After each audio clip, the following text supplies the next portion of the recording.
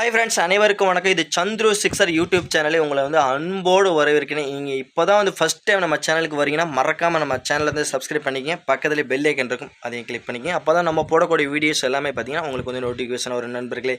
Okay, நம்ம இன்றைக்கி வீடியோவில் என்ன பார்க்க போகிறோம் அப்படின்னு பார்த்தீங்கன்னா Australia versus West Indies first T20 மேட்சுக்கான ரிவ்யூ தான் நம்ம இன்றைக்கி பார்க்க போகிறோம். இன்றைக்கி ஃபஸ்ட்டு பேட்டிங் பிடிச்ச வெஸ்ட் இண்டீஸ் பார்த்தீங்கன்னா 20 ஓவருக்கு 189 ரன் அடித்தாங்க.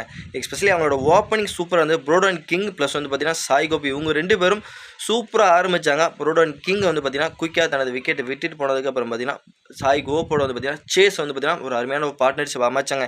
இவங்க ரெண்டு பேரும் பார்த்தீங்கன்னா சூப்பராக பேட்டிங் ஆடினாங்க. இவங்களோட விக்கெட்டை பிரிக்க முடியாமல் ஆஸ்திரேலியா பவுலிங் தடுமாறினாங்க. ப்ரோடன் கிங் ஒரு பார்த்தீங்கன்னா அடி வெளுத்து கட்டினார். ப்ளஸ் சேஸும் பார்த்தீங்கன்னா அவரும் பார்த்தீங்கன்னா நிறுத்தலைங்க. அவரும் பார்த்தீங்கன்னா கண்டினியூவாக அடி வெளுத்துக்கிட்டு இருந்தார். ப்ளஸ் இவங்களோட பார்ட்னர்ஷிப் சூப்பராக போயிட்டு இருந்தது. 123 ரன் ஸ்கோர் வந்தபோது பார்த்தீங்கன்னா இவங்களோட விக்கெட்டை ஆஸ்திரேலியா பவுலர் பிரித்தாங்க. ப்ளஸ் அதுக்கப்புறம் பார்த்தீங்கன்னா இவங்க அப்படியே ரெண்டு பேரும் விக்கெட்டை விட்டுட்டாங்க. ப்ளஸ் இவங்க ரெண்டு பேரும் விக்கெட் ஆனதுக்கப்புறம் பார்த்தீங்கன்னா சிம்ரன் ஹெட்மயர் மட்டும் பார்த்தீங்கன்னா ஒரு சைடு போராடிட்டு இருந்தார். மற்றபடி இவருக்கு யாருமே பக்கபலமாக நின்று விளையாடவே இல்லைங்க. ப்ளஸ் வந்தவங்க எல்லாம் பார்த்தீங்கன்னா 1 ரன்னு 0 ரன்னு அப்படின்ட்டு சரசரன்னு விக்கெட்டை விட்டுட்டு போயிட்டே இருந்தாங்க. ஆஸ்திரேலியா பவுலர் அப்போ டாமினேட் பண்ண ஆரம்பிச்சிட்டாங்க. டோட்டலாக பார்த்தீங்கன்னா நல்லா போயிட்டு இருந்தது. ஸ்கோர் 15 ஓவருக்கு 160 ரன் அடிச்சிருந்தாங்க. ப்ளஸ் லாஸ்ட்டில் 20 ஓவருக்கு பார்த்தீங்கன்னா வெறும் 189 ரன் தான் அவங்களால அடிக்க முடிஞ்சது. எதனால் பார்த்தீங்கன்னா சரியாக முன்னாடி அவங்க ரெண்டு பேரும் சாய் கோப்பும் ப்ளஸ் சேஸும் சூப்பராக அடித்தல் அமைச்சு கொடுத்தாங்க. ப்ளஸ் அதை ஃபாலோ பண்ணி பின்னாடி அதை அப்படியே கேப்பப் பண்ணி எடுத்துகிட்டு போக தெரியாமல் ப்ளஸ் விக்கெட்டெல்லாம் விட்டதுனால பார்த்தீங்கன்னா 189 தான் அவங்களால அடிக்க முடிஞ்சுது வெஸ்ட் இண்டீஸ் ஆஸ்திரேலியாவோட முக்கியமான பவுலர் பெஞ்சமின் பார்த்தீங்கன்னா முக்கியமாக வெஸ்ட் இண்டீஸை டெத் ஓவரில் நிலைகுலைய வச்சாருங்க. டெத் ஓவரில் சும்மா அருமையாக இருந்தது இவரோட பவுலிங். அந்த டெத் ஓவரில் பார்த்தீங்கன்னா டக்குன்னு விக்கெட் எடுத்தார். வெஸ்ட் இண்டீஸால் பார்த்தீங்கன்னா பெரிய ஸ்கோர் அடிக்க விடாமல் கண்ட்ரோல் பண்ணது இந்த பெஞ்சமின் தாங்க. இவர் எடுத்த அந்த 4 விக்கெட் ரொம்ப இந்த மேட்ச்சில் குரூஷியலாக இருந்தது. ப்ளஸ் இந்த 4 விக்கெட் எடுத்ததுக்கப்புறம் பார்த்தீங்கன்னா வெஸ்ட் இண்டீஸால் பார்த்தீங்கன்னா மறுபடியும் எழுந்து வரவே முடியாத அளவுக்கு பார்த்தீங்கன்னா ஃபுல்லாக கண்ட்ரோல் பண்ணிவிட்டாங்க. ப்ளஸ் ஓவராலாக 20 ஓவருக்கு 189 ரன் மட்டும்தான் அவங்களால அடிக்க முடிஞ்சுது. ஓகே, 190 ரன் அடித்த அந்த வெற்றியில் கூட ஆரம்பித்தாங்க ஆஸ்திரேலியா.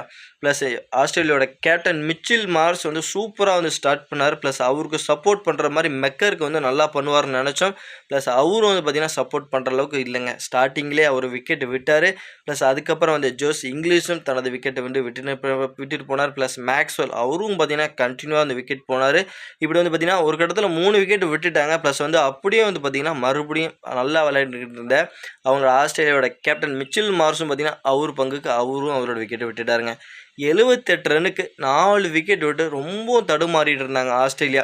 அப்போ தாங்க வந்தாருங்க கேமரன் கிரீனும். ப்ளஸ் ஆஸ்திரேலியாவோட ஃபஸ்ட்டாக இந்த மேட்ச் தான் அவர் டெபியூட் பண்ணுறாரு. ஓவன் அப்படிங்கிற ஒரு யங் பிளேயர் உள்ளே வந்திருக்காங்க. இவங்க ரெண்டு பேரும் பார்த்தீங்கன்னா ஆஸ்திரேலியாவை தூக்கி நிறுத்தினாங்க. ஒரு பக்கம் கேமரன் கிரீன் போட்டு பொழந்து கட்ட, ப்ளஸ் ஓவன் அந்த பக்கம் அவரு போட்டு பொழந்து கட்ட.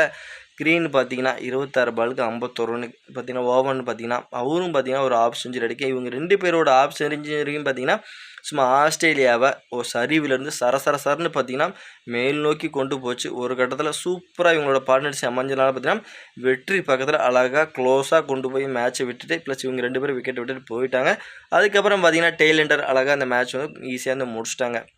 மீதி 7 பால் இருக்கலையே இந்த மேட்ச் அழகாக கம்ஃபர்டபுளாக வின் பண்ணி ஆஸ்திரேலியாவோட வெற்றிக்கு முக்கியமான காரணம் யாருன்னு பார்த்தீங்கன்னா விக்கெட்லேருந்து அவங்களோட சரிவிலேருந்து மீட் எடுத்த Cameron Green and youngster Owen, இவங்க ரெண்டு பேர்த்தோட அருமையான ஒரு பார்ட்னர்ஷிப் தாங்க பார்த்தீங்கன்னா ஆஸ்திரேலியாவுக்கு ஒரு வெற்றிக்கு உதவி இருக்குது. இவங்களோட அருமையான ஒரு பார்ட்னர்ஷிப் பார்த்தீங்கன்னா ஆளுக்கு ஆஃப் செஞ்சுரி அடித்தாங்க.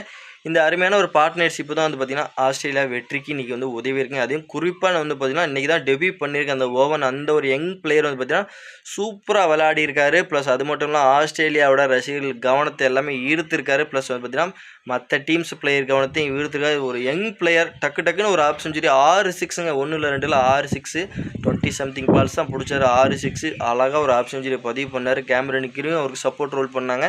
இந்த மாதிரி ஒரு அருமையான பார்ட்னர்ஷிப் அமைச்சு ஆஸ்திரேலியாவுக்கு வெற்றி பதிக்க உறுதுணையாக இருந்திருக்காங்க. ப்ளஸ் ஆனால் வெஸ்ட் இண்டீஸோட தோல்விக்கு என்ன காரணம்னு பார்த்தீங்கன்னா அடித்த ஆரம்பம் சூப்பராக இருந்தது. பின் வரிசையில் வந்த பேட்டர்ஸ் யாருமே பார்த்தீங்கன்னா சரியாக பர்ஃபார்மன்ஸ் பண்ணதுனால தான் இன்றைக்கி வெஸ்ட் இண்டீஸ் இந்த தோல்வி தள்ளியிருக்காங்க ஃப்ரெண்ட்ஸ். ஓகே ஃப்ரெண்ட்ஸ், இந்த வீடியோ பற்றி நீங்கள் என்ன நினைக்கிறீங்க?